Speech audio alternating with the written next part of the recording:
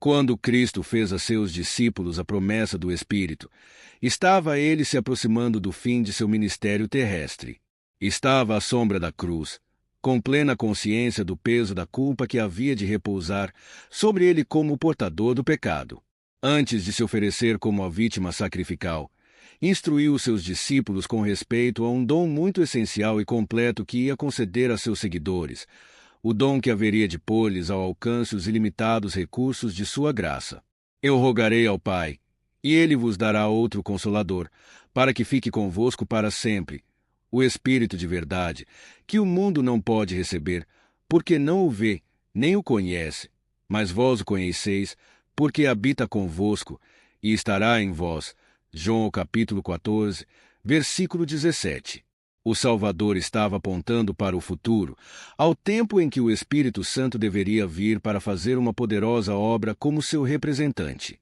O apenas que se vinha acumulando por séculos devia ser resistido pelo divino poder do Espírito Santo. Qual foi o resultado do derramamento do Espírito no dia do Pentecostes? As boas novas de um Salvador ressuscitado foram levadas até as mais longínquas partes do mundo habitado.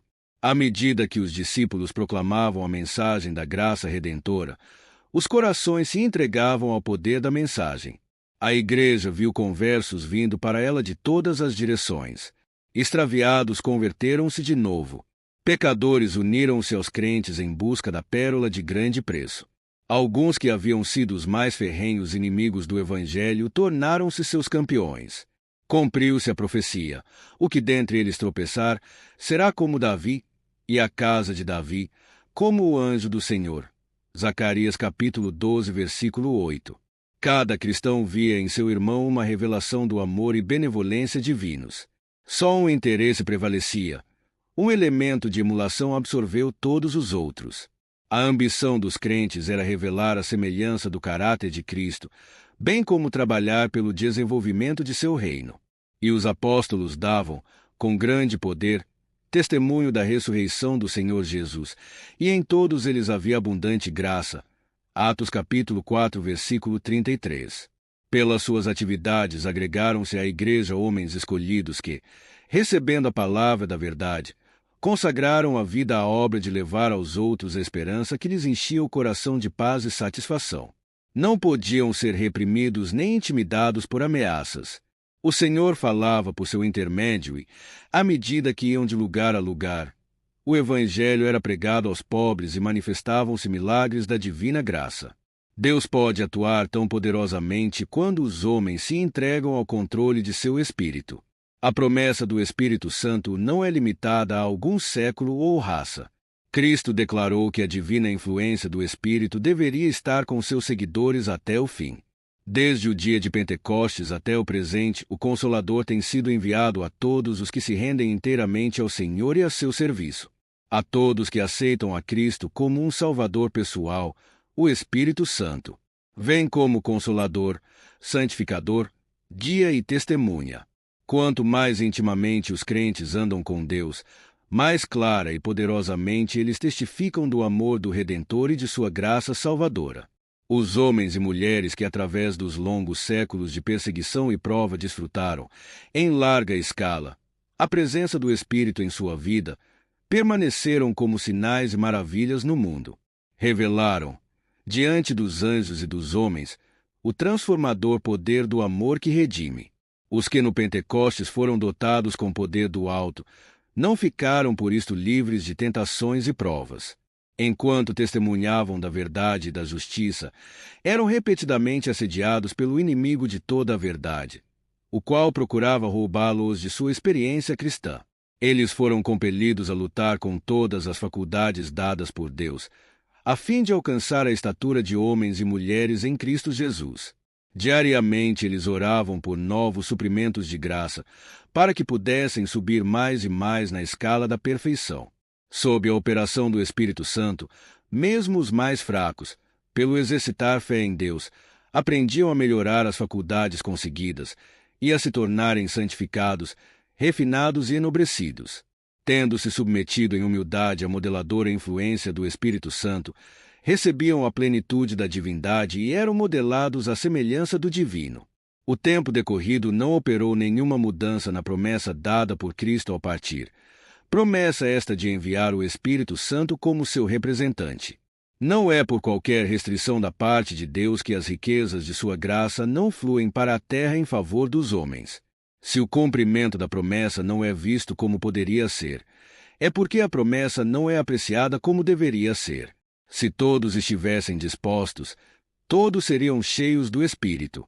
Onde quer que a necessidade do Espírito Santo seja um assunto de que pouco se pense, ali se verá sequidão espiritual, escuridão espiritual e espirituais declínio e morte.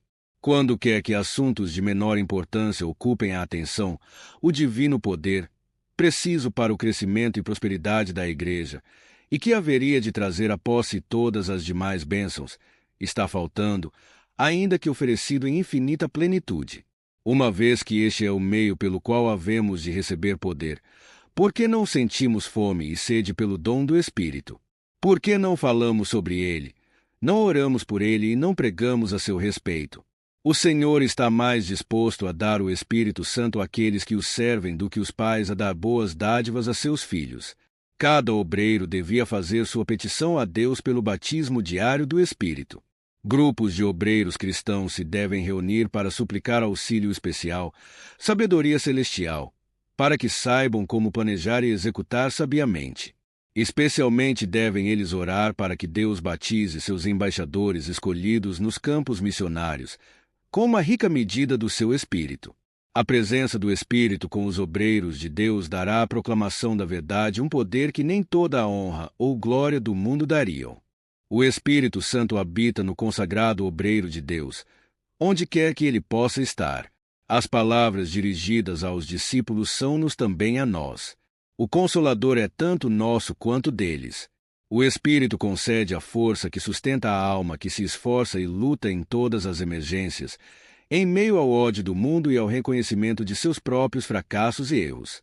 Em tristezas e aflições, quando as perspectivas se afiguram negras e o futuro aterrador, e nos sentimos desamparados e sós, é tempo de o Espírito Santo, em resposta à oração da fé, conceder conforto ao coração. Não é prova conclusiva de que um homem é cristão manifestar-lhe êxtases espirituais sob circunstâncias extraordinárias. Santidade não é arrebatamento, é inteira entrega da vontade a Deus, é viver por toda a palavra que sai da boca de Deus, é fazer a vontade de nosso Pai Celestial, é confiar em Deus na provação, tanto nas trevas como na luz, é andar pela fé e não pela vista, é apoiar-se em Deus com indiscutível confiança, descansando em seu amor. Não é essencial que sejamos capazes de definir exatamente o que seja o Espírito Santo. Cristo nos diz que o Espírito é o Consolador, o Espírito de verdade, que procede do Pai. João capítulo 15, versículo 26. Declara-se positivamente, a respeito do Espírito Santo, que, em sua obra de guiar os homens em toda a verdade, não falará de si mesmo. João capítulo 16, versículo 13. A natureza do Espírito Santo é um mistério. Os homens não a podem explicar, porque o Senhor não lhe o revelou. Com fantasiosos pontos de vista, podem-se reunir passagens da Escritura e dar-lhes um significado humano, mas a aceitação desses pontos de vista não fortalecerá a Igreja. Com relação a tais mistérios, demasiado profundos para o entendimento humano, o silêncio é ouro. A função do Espírito Santo é distintamente especificada nas palavras de Cristo, e quando ele vier, convencerá o mundo do pecado, e da justiça, e do juízo. João capítulo 16, versículo 8. É o Espírito Santo que convence do pecado. Se o pecador atende à vivificadora influência do Espírito, será levado ao arrependimento e despertado para a importância de obedecer aos reclamos divinos. Ao pecador arrependido, faminto e sedento de justiça, o Espírito Santo revela o Cordeiro de Deus que tira o pecado do mundo. Ele há de receber do que é meu, e vô-lo há de anunciar, disse Cristo, João capítulo 16, versículo 14. Esse vos ensinará todas as coisas, e vos fará lembrar de tudo quanto vos tenho dito. João capítulo 14, versículo 26. O Espírito é dado como agente de regeneração, para tornar eficaz a salvação operada pela morte de nosso Redentor. O Espírito está constantemente buscando atrair a atenção dos homens para a grande oferta feita na cruz do Calvário, a fim de desvendar ao mundo o amor de Deus e abrir às almas convictas as preciosidades das Escrituras. Havendo operado a convicção do pecado e apresentado perante a mente a norma de justiça, o Espírito Santo afasta as afeições das coisas da terra e enche a alma com o desejo de santidade. Ele vos guiará em toda a verdade, declarou o Salvador, João capítulo 16, versículo 13. Se os homens se dispuserem a ser moldados, haverá a santificação de todo o ser. O Espírito tomará as coisas de Deus e lhes gravará na alma. Por seu poder o caminho da vida se tornará tão claro que ninguém o errará.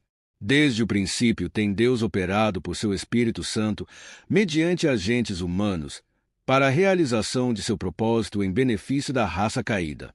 Isto se manifestou na vida dos patriarcas.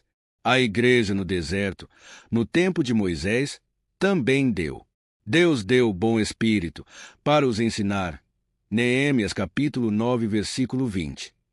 E nos dias dos apóstolos ele atuou poderosamente por sua igreja através do Espírito Santo. O mesmo poder que susteve os patriarcas, que a Caleb e Josué deu fé e coragem, e eficiência à obra da igreja apostólica, tem sustido os fiéis filhos de Deus nos séculos sucessivos. Foi mediante o poder do Espírito Santo que na idade escura os cristãos valdenses ajudaram a preparar o caminho para a reforma. Foi o mesmo poder que deu êxito aos esforços de nobres homens e mulheres que abriram o caminho para o estabelecimento das modernas missões e para a tradução da Bíblia para as línguas e dialetos de todas as nações e povos. E ainda hoje Deus está usando sua igreja para tornar conhecido seu propósito na terra. Hoje os arautos da cruz vão de cidade em cidade e de terra em terra, preparando o caminho para o segundo advento de Cristo. A norma da lei de Deus está sendo exaltada. O Espírito do Onipotente está movendo o coração dos homens, e os que respondem a esta influência tornam-se testemunhas de Deus e sua verdade. Em muitos lugares podem ser vistos homens e mulheres consagrados comunicando a outros a luz que lhes iluminou o caminho da salvação mediante Cristo. E enquanto deixam sua luz brilhar, como fizeram os que foram batizados com o Espírito no dia do Pentecostes, recebem mais e mais o poder do Espírito. Assim é a terra iluminada com a glória de Deus. Por outro lado, há alguns que, em vez de aproveitar sabiamente as oportunidades presentes, estão indolentemente esperando por alguma ocasião especial de refrigério espiritual, pelo qual suas habilidades para iluminar outros sejam grandemente aumentadas. Eles negligenciam os deveres e privilégios do presente e deixam que sua luz se apague, enquanto esperam um tempo em que, sem nenhum esforço de sua parte, sejam feitos os recipientes de bênçãos especiais, pelas quais sejam transformados e tornados aptos para o serviço. É certo que no tempo do fim, quando a causa de Deus na terra estiver prestes a terminar, os sinceros esforços dos consagrados crentes sob a guia do Espírito Santo serão acompanhados por especiais manifestações de favor divino. Sob a figura das chuvas temporã e serôndia, que caem nas terras orientais ao tempo da semeadura e da colheita, os profetas hebreus predisseram a dotação de graça espiritual em medida extraordinária à Igreja de Deus. O derramamento do Espírito nos dias dos apóstolos foi o começo da primeira chuva temporã, e glorioso foi o resultado. Até ao fim do tempo, a presença do Espírito deve ser encontrada com a verdadeira Igreja. Ao avizinhar-se o fim da ceifa da terra, uma especial concessão de graça espiritual é prometida a fim de preparar a Igreja para a vinda do Filho do Homem. Esse derramamento do Espírito é comparado com a queda da chuva serôndia, e é por esse poder adicional que os cristãos devem fazer as suas petições ao Senhor da Seara no tempo da chuva serôdia. Em resposta, o Senhor, que faz os relâmpagos, lhes dará chuveiro de água. Zacarias capítulo 10, versículo 1. Ele fará descer a chuva, a temporã e a serôdia, no primeiro mês. Joel capítulo 2, versículo 23. A menos, porém, que os membros da Igreja de Deus hoje estejam em viva associação com a fonte de todo o crescimento espiritual, não estarão prontos para o tempo da ceifa. A menos que mantenham suas lâmpadas espevitadas e ardendo, deixarão de receber a graça adicional em tempos de especial necessidade. Apenas os que estão a receber constantemente novos suprimentos de graça terão o poder proporcional à sua necessidade diária e sua capacidade de usar esse poder, em vez de aguardar um tempo futuro, em que, mediante uma concessão especial de poder espiritual, recebam uma habilitação miraculosa para conquistar almas, rendem-se diariamente a Deus, para que os torne vasos próprios para o seu uso. Aproveitam cada dia as oportunidades do serviço que encontram a seu alcance. Diariamente testificam em favor do Mestre, onde quer que estejam, seja em alguma humilde esfera de atividade no lar ou em algum setor de utilidade pública. Há para o consagrado obreiro uma maravilhosa consolação em saber que mesmo Cristo, durante sua vida na terra, buscava diariamente seu Pai em procura de nova provisão da necessária graça, e saía dessa comunhão com Deus para fortalecer e abençoar a outros. Vede o Filho de Deus curvado em adoração a seu Pai. Conquanto seja o Filho de Deus, robustece sua fé por meio da prece, e mediante a comunhão com o céu traz a si mesmo força para resistir ao mal e ministrar as necessidades dos homens. Como o irmão mais velho de nossa raça, conhece as necessidades dos que, cercados de enfermidades e vivendo no mundo de pecado e tentação, desejam contudo servi-lo. Ele sabe que os mensageiros que acha por bem enviar são homens fracos e falíveis, mas a todos que se dedicam inteiramente ao seu serviço, promete auxílio divino.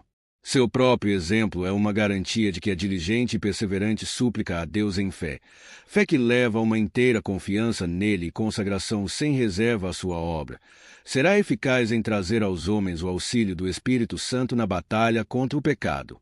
Todo obreiro que segue o exemplo de Cristo estará apto a receber e empregar o poder que Deus prometeu à sua igreja para a maturação da seara da terra. Manhã após manhã, ao se ajoelharem os arautos do Evangelho perante o Senhor, renovando-lhe seus votos de consagração, ele lhes concederá a presença de seu Espírito, com seu poder vivificante e santificador. Ao saírem para seus deveres diários, têm eles a certeza de que a invisível atuação do Espírito Santo os habilita a serem cooperadores de Deus. 1 Coríntios capítulo 3, versículo 9.